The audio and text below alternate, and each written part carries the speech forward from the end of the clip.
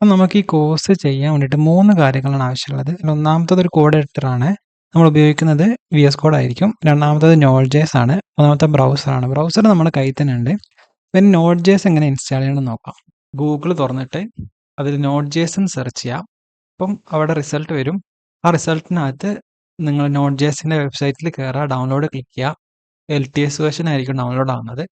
അത് നെക്സ്റ്റ് കൊടുത്ത് ഇൻസ്റ്റാൾ ചെയ്യുക. അപ്പോൾ ഇൻസ്റ്റാൾ ചെയ്യുന്നതിൻ്റെ ഇടയിൽ ഒരു പോപ്പപ്പ് വന്നിട്ടുണ്ടെങ്കിൽ ആ യെസ് കൊടുക്കുക കേട്ടോ. പിന്നെ ഈ സംഭവം ഇൻസ്റ്റാൾ ആയോ നോക്കാൻ വേണ്ടിയിട്ട് നമ്മൾ എന്ത് ചെയ്യുക, വിൻഡോസ് കീ പ്രസ് ചെയ്ത് വെച്ചിട്ട് 6 പ്രസ് ചെയ്യുക. അപ്പോൾ ഒരു റൺ എന്നുള്ളൊരു പ്രോംപ്റ്റ് വരും. അവിടെ CMD എന്ന് ടൈപ്പ് ചെയ്തിട്ട് ഓക്കെ കൊടുക്കാം.